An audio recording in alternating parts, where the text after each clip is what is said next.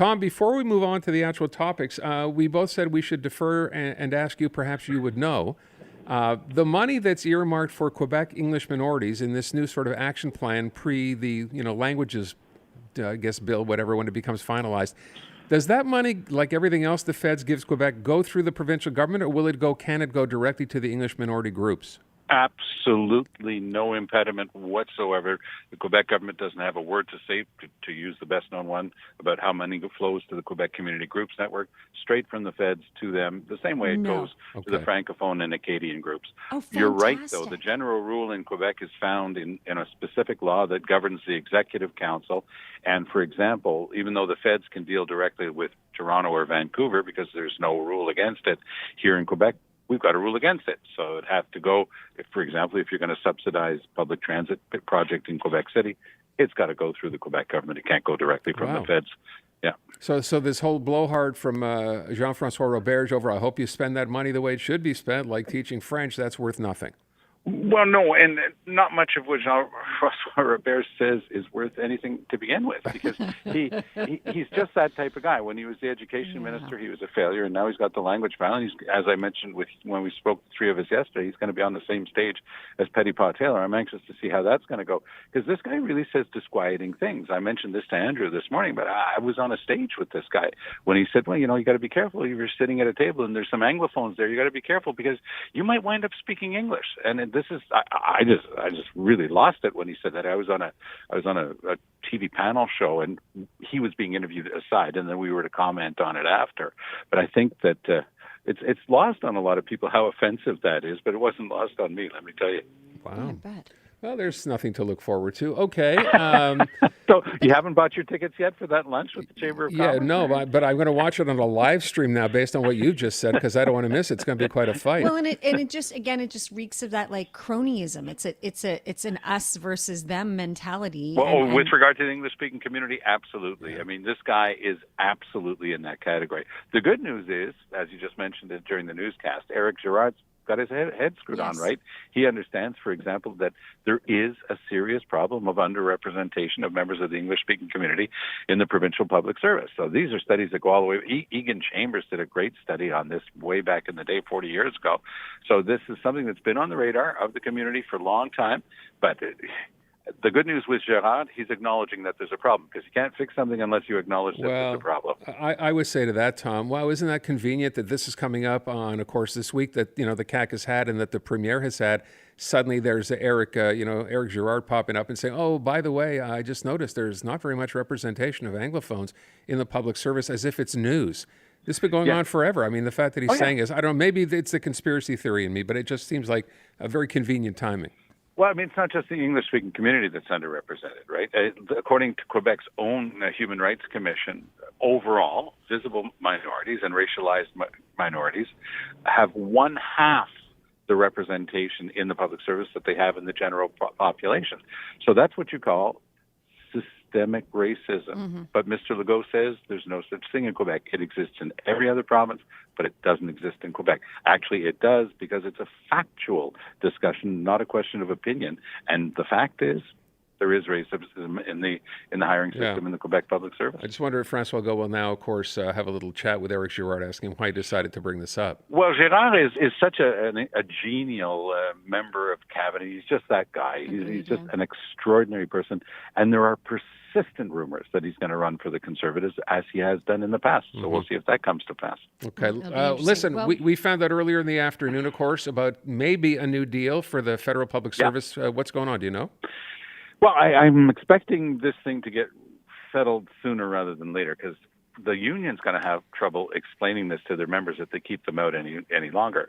I remember back when we formed the government with Jean Charest 20 years ago, we hit a wall right away. There was a strike, and they were trying to hurt the government as much as they could, so they struck at the SAQ and at Revenue Quebec. And that was going to hurt us a lot, but because what the union had done is they had put a big pot of money together. They were giving them their full salary, but they were out for months and months and months. And I think it was about 6 months in the case of Revenue Quebec. Well, lo and behold, they go back. There's finally a collective agreement.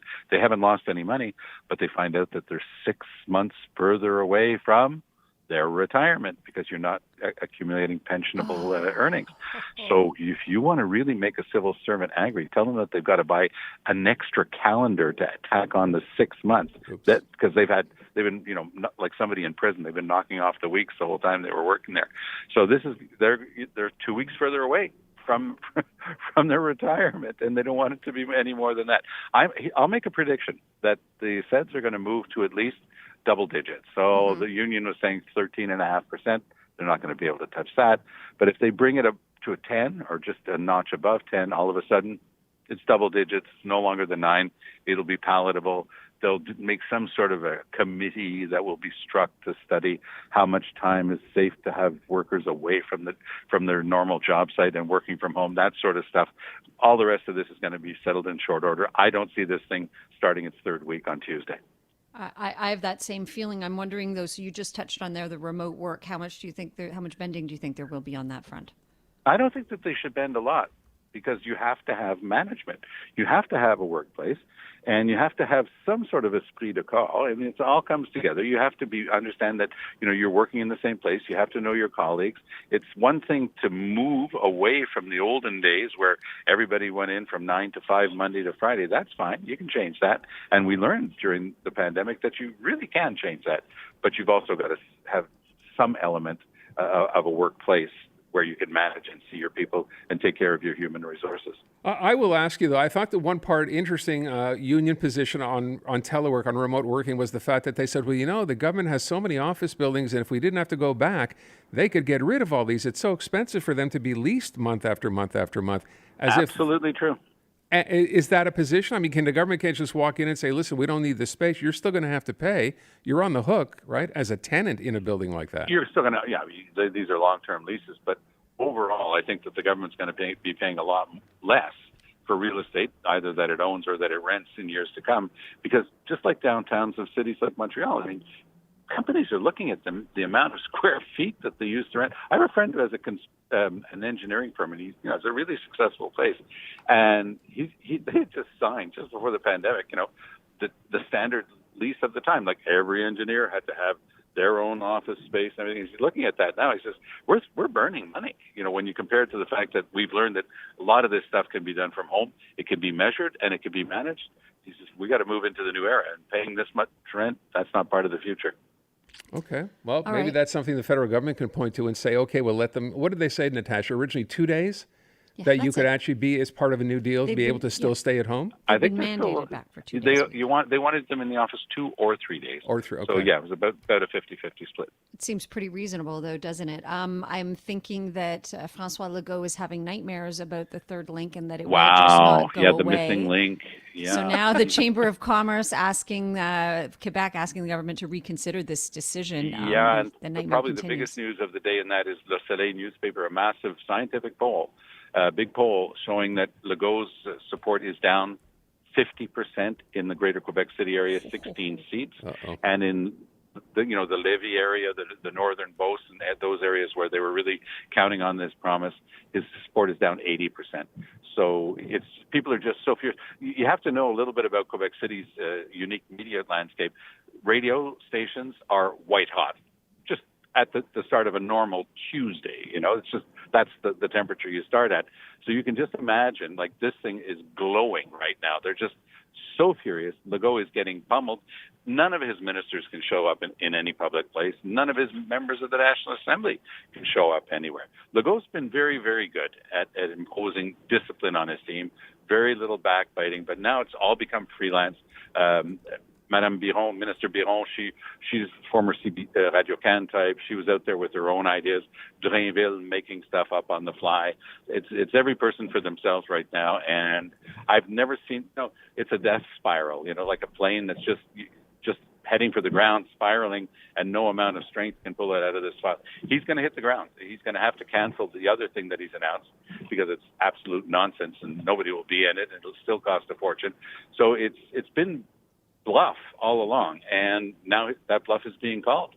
It's interesting, Tom, isn't it? This is really the first thing to stick to Premier Legault. Yes. Literally since getting into power, and it's happening when he has the largest majority he's ever had. Yes, but where did his first victory start? The locomotive of his 2018 victory was the Quebec City region on a single promise, the promise to build a third link between the two shores of the St. Lawrence at Quebec City. Remember, by the time this thing ever gets built, if let's say you have a government tomorrow that actually wants to build it, it'll still take 10 years to do all the consultations, the environmental studies, the expropriations. It's a long process. And right now they're at the mercy of a bridge that's really held in place by its own rust, the old Quebec Railway Bridge, a beautiful cantilever structure, but it's not going to be there for very long. And the Pierre Laporte Bridge, which is roughly the same age as the Champlain, starting to show the same signs of age. So you can't leave a population. In 10 years, the population of the greater Quebec City area will be over 1 million. You can't leave them at the mercy of one bridge. It doesn't even make any sense.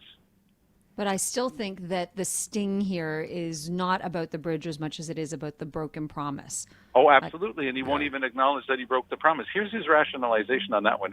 It's one for the ages. This guy must have been a Jesuit in a former life. Here's how it goes. He says, well, no, because the circumstance under which I made that promise have changed. So therefore, not doing it is not a broken promise because the circumstances are different. So it's not a broken promise. It's an amazing rationalization. He kept repeating it when he was defending the budget of his ministry this week. I'm pretty sure that's a Monty Python sketch. I could be wrong, but I'm pretty sure that might be. It's a Legaultism, that's for sure. Wow.